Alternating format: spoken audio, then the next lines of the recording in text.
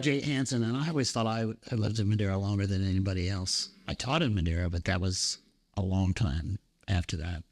I taught in Madeira, started in 19. Sue, what year did I start teaching in Madeira? 71. Okay. Before that, I taught in Philadelphia, Pennsylvania. When I came to Madeira, I had come from living on Army bases. It was the end of World War II.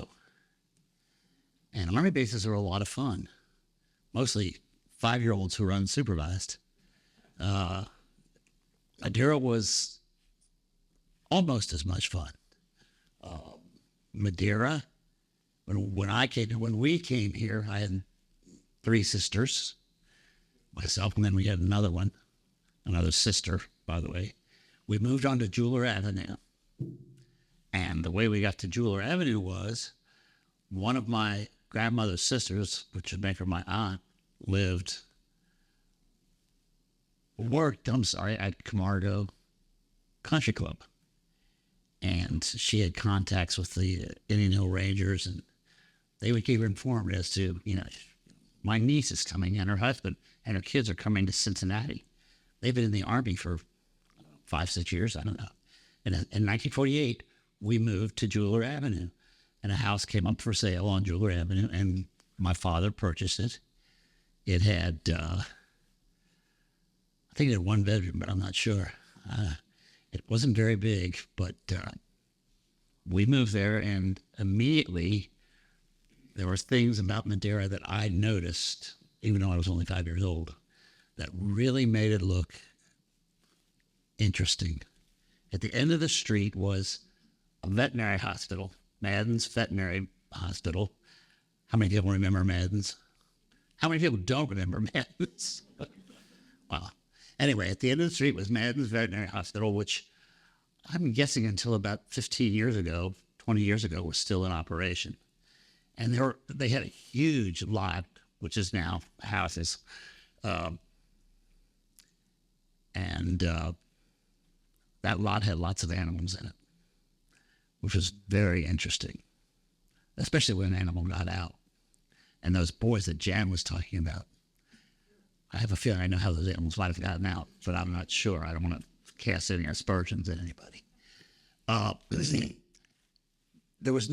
Madeira had not been developed, or was in the process of being developed. I'd say from 1948, 1950 up until still now, still being developed. The houses in Madeira there was no Burwood. There was no Jethvey. There was no D Street. There was no Locust Lane. There was no, I don't even know the names of those streets, but there were none. There were just, Jeweler Avenue was about as far north as you could go.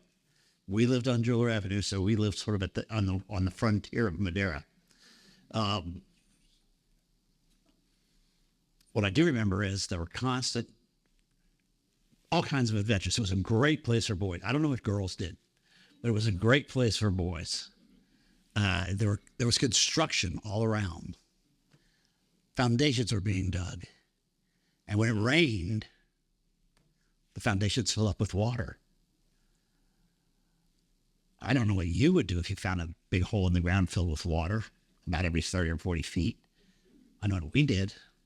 They had these big tubs, in which they mixed cement to make sidewalks and things. And there's a name for them. My dad was a contractor, so he knew all those names. I don't know any of their names. But anyway, people would mix their cement, and then they would leave the tubs around, and we boys, I don't think there were any girls there, would go out and find a big piece of wood, a stick, anything, a big piece of lumber, plank, and we would float those iron tubs in the foundations, and just do all kinds of terrible things if your parents knew about them.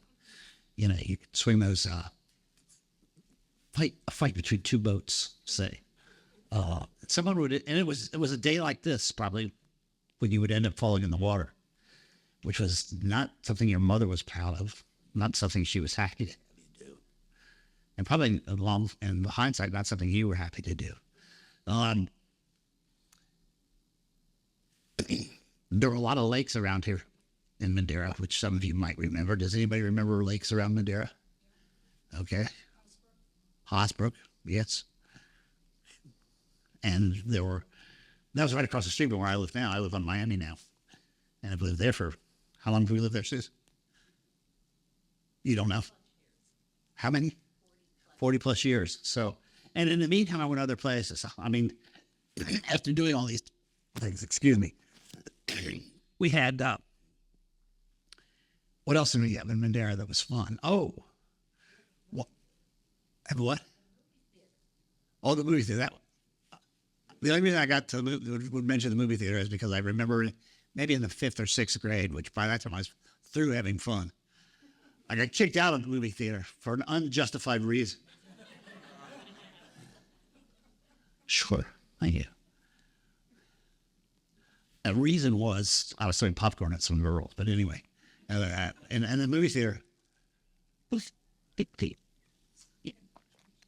that was their second business. He was the head of Cincinnati Recreation Commission, so that movie theater was just his spare change, I think. I don't know. Anyway, so one of my neighbors, he lives catty corner and back of me. We lived on Jeweler, on the west side of Jeweler, going north, 3 doors up from Wesley Court. I assume you all have your maps in Madeira that you can look all this up on, or so we would, in back of me was a young man named Ralph Parrish, or Mike Parrish. I still don't get it straight to this year. Anyway, Mike wrote a book. There's some of his classmates are here. He was a year older than I. And he wrote a book called something like Growing Up in Madeira. And I got to be in that book. I was so proud. And this was only like 5 years ago. I was the best dyer. I don't misspell that. I was the best dyer in our little crowd. When somebody shot me, I died really well. You knew I was goner. Anyway, Ralph lived catty corner, sort of on our backyards were catty corner. I should have a whiteboard or something. But anyway, so Ralph had something I had never seen before, a 2-story garage with stairs that went up to the second floor. Ralph and his brother Roger, they were also being raised by their mom, single parent. You guys, she worked at Adrian's as long as there was an H. I don't know how long she worked there. And then she moved to Green Bay, Wisconsin to be with her son when she was close to 100. And she found out she played every bingo game in Cincinnati because you'd see her walking on a Sunday afternoon and she'd be walking to bingo. And it didn't matter whether the bingo was in East Price Hill or where she was walking the bingo. Rouse, that became our headquarters, that garage. And we turned it into a real Wild West place. We used to take big bottles. I don't know what was in the bottles, but we had big bottles. And we filled it with water. And then to make them real adventuresome, we put Smith Brothers cough drops in them and let them dissolve. And so we had a little bar room up there.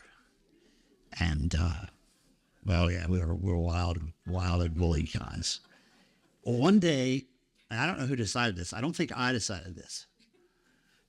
Since our yards were like that, I'm going to say Ralph decided this, that we should have a tunnel between our yards. Well, we didn't, we couldn't build a tunnel. So, but we did the next best thing. We dug a trench, got some plywood from one of the construction sites, covered the plywood with dirt, planted grass on it. Grass never grew, but that was our tunnel.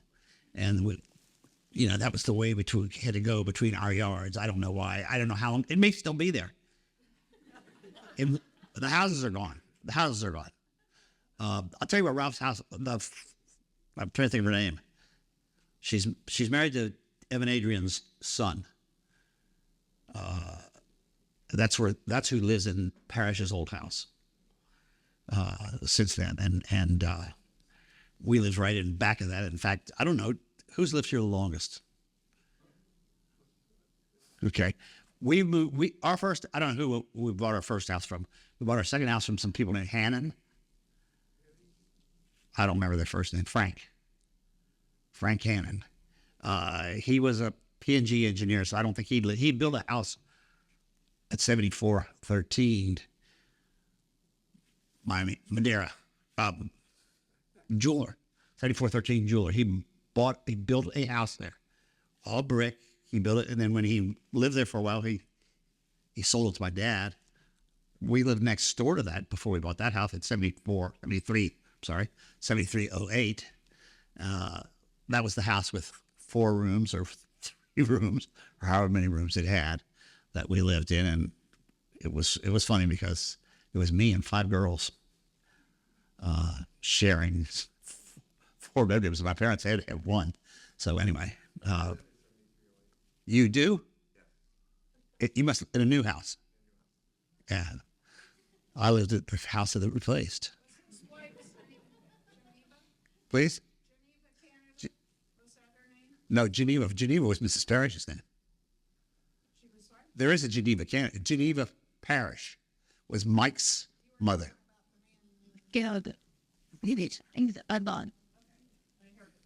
Okay. Went to high school with her, too. Anybody else go to Madeira High School? I didn't teach any of you, did I? Yes. And him. And he's now, Romaldo Jr. or whoever he is. Anyway,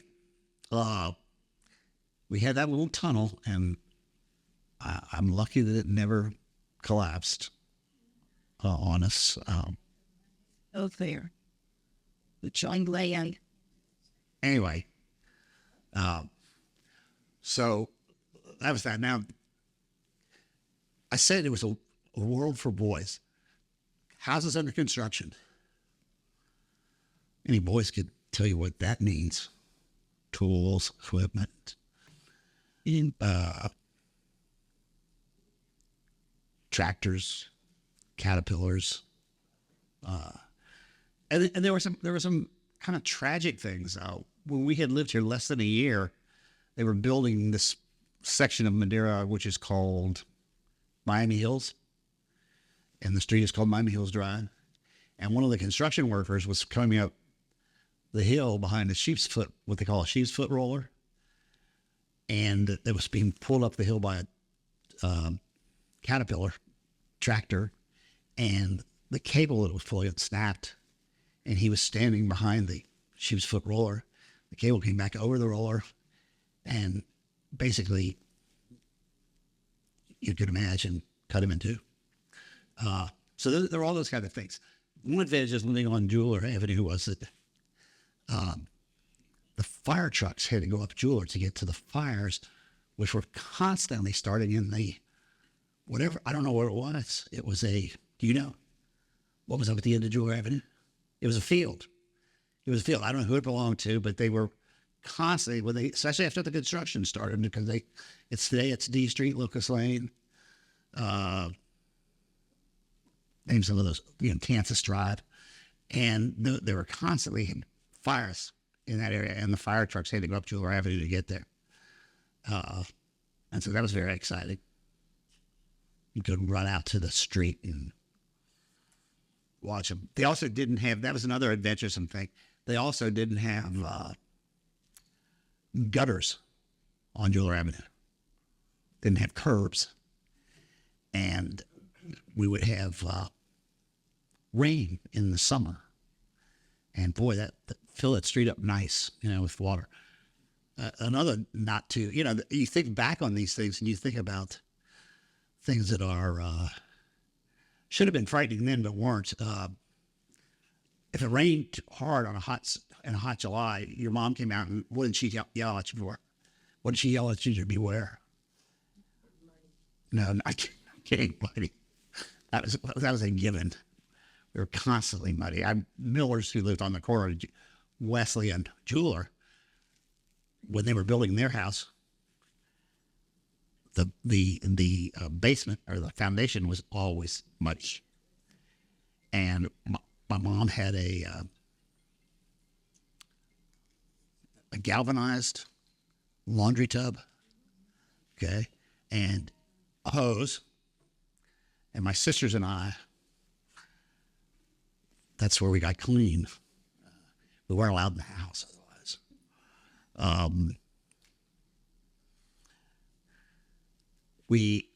I'm trying to think of things from that day. Those were the things that were happening, and those were the things we worried about. So 1950, what year was the polio vaccine invented? What year was the polio vaccine developed?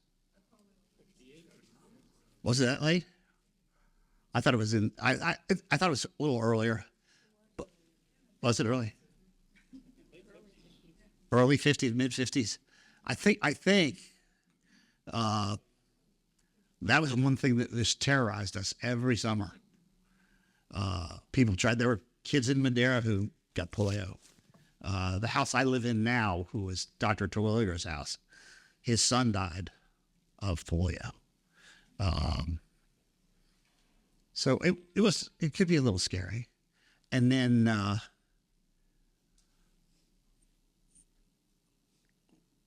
there was a girl at the high school who died of polio, but I don't remember. I didn't know her.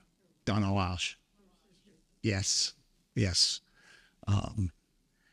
Anyway, There's and when you could expulsion. when I started school was in 1950, and I had Mrs. Jones for kindergarten. Anybody have Mrs. Jones? And I had Mrs. Sister Mary Jean, because I went to St. Gertrude's the second year for first grade. Sister Mary Jean. I had Mrs. Queenan. The Queenans lived in Madeira for a long time. Maple Avenue. It was funny because I was thinking about this, and we have a wonderful school system here. I know, I work there. And I thought about it, but this is long ago. These are guys who are my age or even older than we had one of Madeira graduates was a national director of the Argonne Laboratory in Chicago, which is where they did all the atomic work. A fellow in my class, Kenny Bogart, was a graduate of Caltech.